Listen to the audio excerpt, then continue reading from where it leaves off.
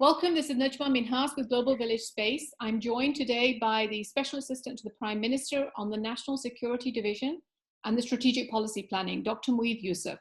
Moeed, thanks for joining me today. Pleasure. Moeed, you've just had the inaugural session of the Islamabad Security Dialogue, very successful. What was the idea behind it? Who conceived this?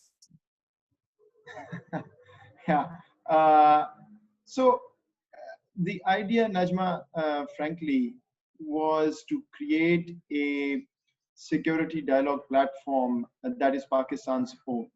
Mm-hmm. You know, when I started working on this, the National Security Division sort of looked at various aspects, various models, and finally realized that, you know, one of the weaknesses is that we are reaching out to the world for spaces and time on platforms that others run and host. The Munich Security Dialogue, the Aspen Dialogue, Shangri-La, there are a number of those. Where is Pakistan's dialogue where our rightful narrative, our rightful reality can be put to the world? That's the struggle that we were dealing with, quite frankly. And at the end of the day, I think unless we have our platform for a country as important as Pakistan, we keep talking about the world not giving us a fair hearing, there being sort of unfair views and perceptions of Pakistan. How's that going to change? That's going to change when we can show that we are changing in thought, we are changing on the ground, and that is being projected with international experts, with local experts, Pakistani officials, talking in an objective intellectual manner at a forum like this Islamabad Security Dialogue. You're envisaging this as an external dialogue? Yes, I think that's true. Look, I mean, I don't want to say it's purely external, because at the end of the day, you've got to first convince your own state apparatus, but more importantly, the nation. Everybody's got to be on the same page. So I think the dialogue is really national and international. Because if you're talking of transformation, if you're talking of a paradigm shift, if you're talking of Pakistan moving in a comprehensive security framework direction, which frankly was always there, the conversation was there and a direction to a large extent was there. But now you see a very clear concerted effort and a consensus across the board. I think that's as much a national dialogue as it is an international. The other conferences you're mentioning, the Aspen Dialogue, the Manama, I heard you mention the Manama Dialogue, Shangri-La Dialogue, even India's Raisina Dialogue. All of these are actually having conversations externally. They're not really about internal conversations. Those are separate conversations. By combining the two, don't you think you're going to give out a more disjointed story to these external stakeholders that you mentioned? No. See, I think the one big difference is those dialogues have matured over the years. So it's not, you know, 1 year or 2 years. They've figured out what they really want to do, and different dialogues have different goals, frankly. I don't think the ones you mentioned, all of them don't have the same goal. Yes, they're mostly externally focused. Of course, they also invite a lot of foreign officials, which we didn't this year because of COVID, but I think that's in the plans.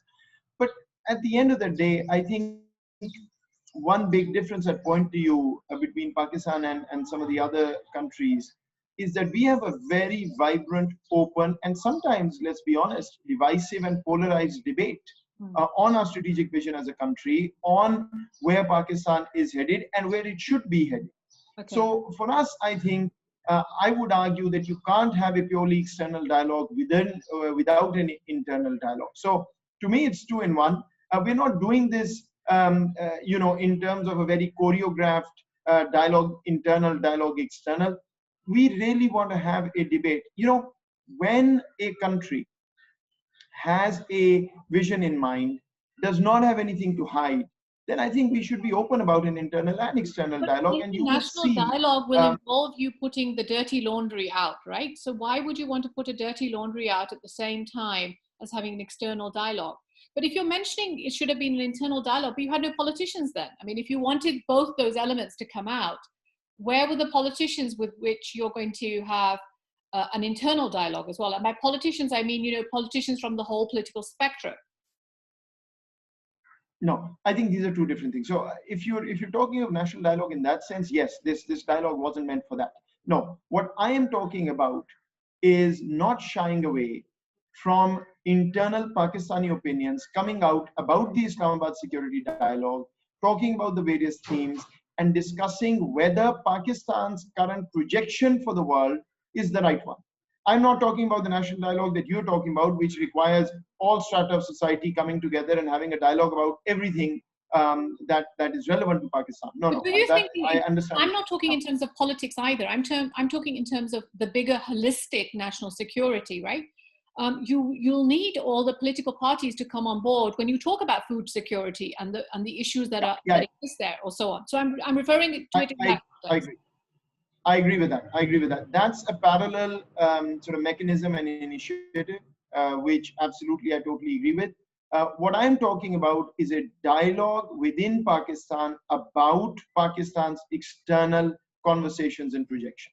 That I think this dialogue was very much about, because we had people who were speaking virtually. We had thousands of people who were tuning in, and also now there is a commentary, and I'm very glad there is a commentary, both positive and critical, in Pakistani newspapers and social media, etc., on what we got right, what we should think about more. That's exactly how policy making should be. I mean, the state itself doesn't know everything, of course. I mean, the views have to come from the outside, and that's why we've invested in this new advisory portal that the Prime Minister launched. The whole idea is to get Pakistan's national think tanks and universities to be directly linked with the NSD and through it with the government, to get as much input as we can.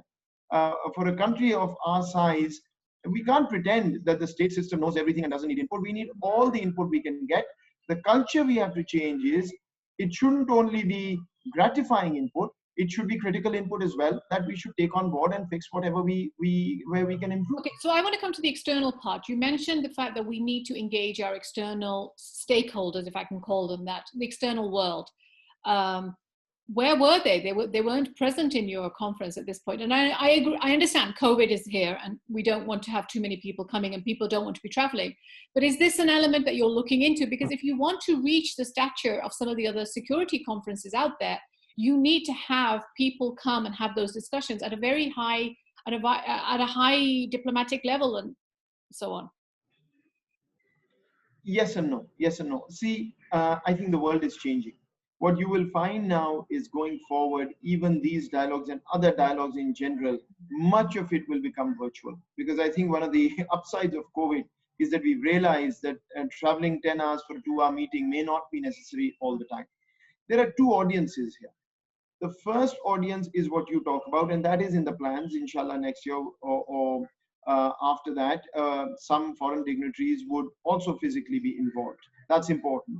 But you know, the diplomatic conversations we keep having, there is a deeper reason why Pakistan's perception in the West, and I think we should single out the West here because that's really where the perception is negative, has not improved.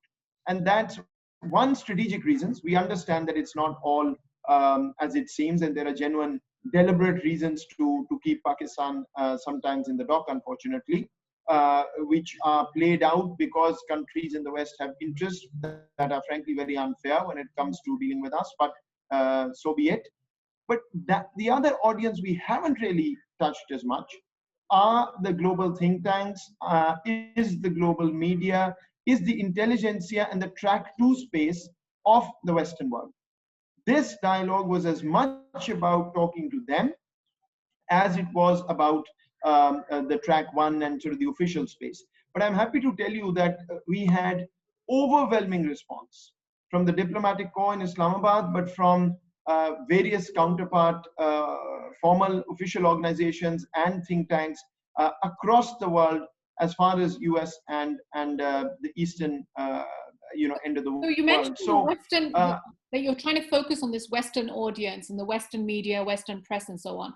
Is that the reason why you had mostly Americans join you? Because out of your international panel, the majority of them were American. I mean, is this because we're just talking to America and the West? We only had one Chinese. There was a Chinese professor, I think. Yeah. No, do we not need to? I wouldn't say China as well. I wouldn't say that this was only for the Western audience. I was just pointing out in terms of the perception. It was as much for China as it was for Singapore, for Japan, and frankly for India, where it has generated a lot of debate. I think they are really searching for answers because why didn't what you is being invite put an out. Indian? I mean, when we're talking about the region, there was no Indian there. I mean, like you say, it generated Yeah, a debate. let me let me get to that. The comprehensive security framework that we've put out, frankly, has stumped a lot of people. I mean, it's shown very clearly where the Pakistani state civil military leadership stands, and that's the kind of debate we want. In terms of the presence, we did have a Chinese on the regional peace panel. The reason you're talking about the Americans, frankly, is that we had people on the economic security panel. And there, I think it was a decision made by the think tank that was our advisory board partner was hosting it, because the people they brought in were sort of the contemporary ones talking about economic diplomacy in a security paradigm. This wasn't necessarily about Americans versus anybody else. Other than that, it was mostly a domestic lineup, because what we wanted to do in the inaugural session is first explain to the world and to Pakistan where the state is going, what the consensus is, and where we move from here. Okay, so what is one big idea? Sorry, go ahead.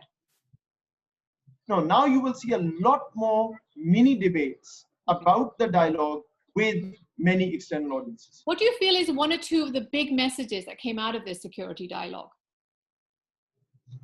I think the two or three I would point to. One, a clear consensus on comprehensive security as the way forward.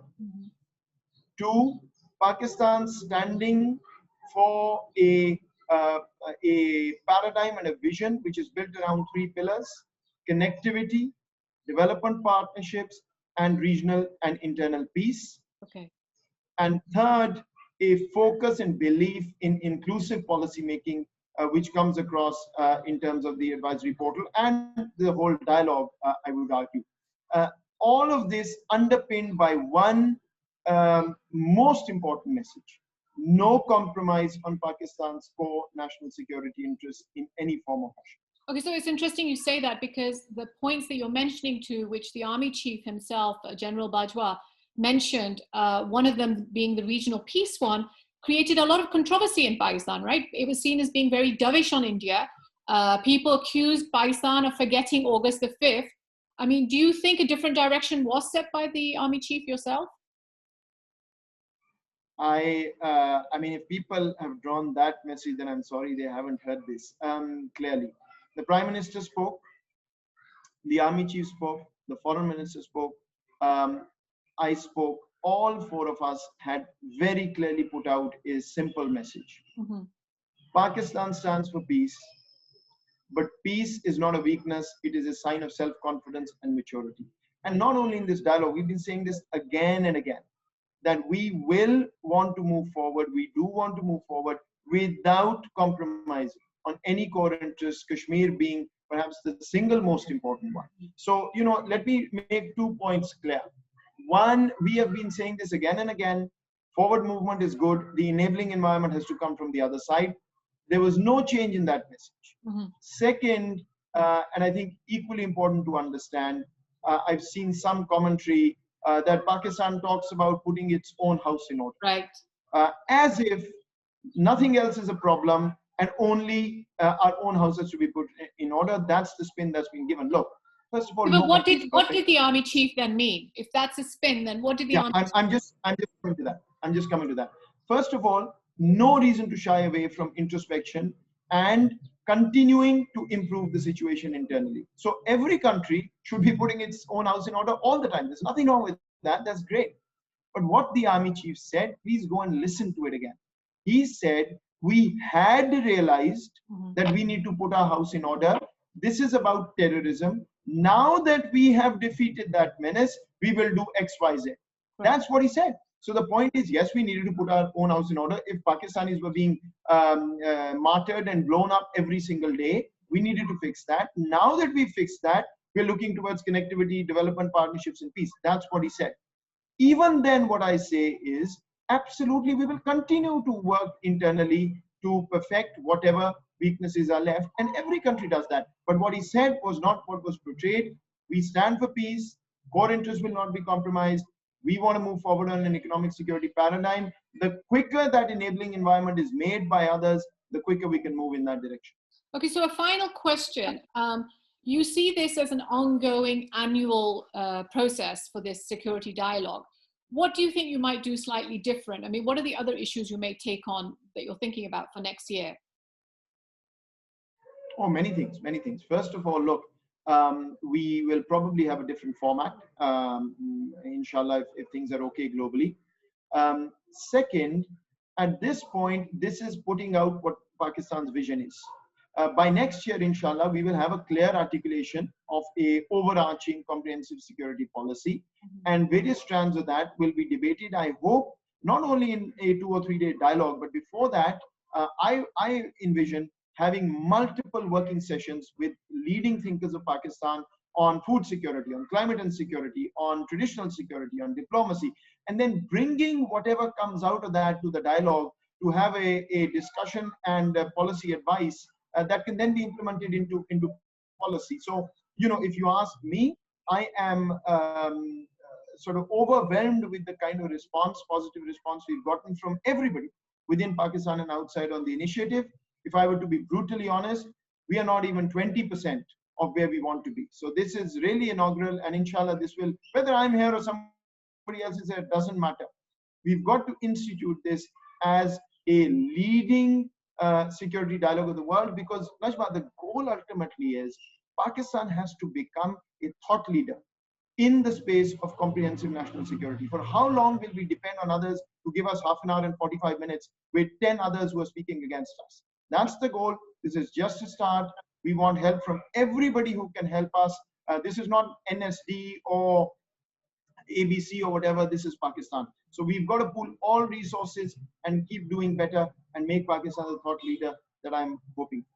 Moeed, thanks for your time today. It's a pleasure.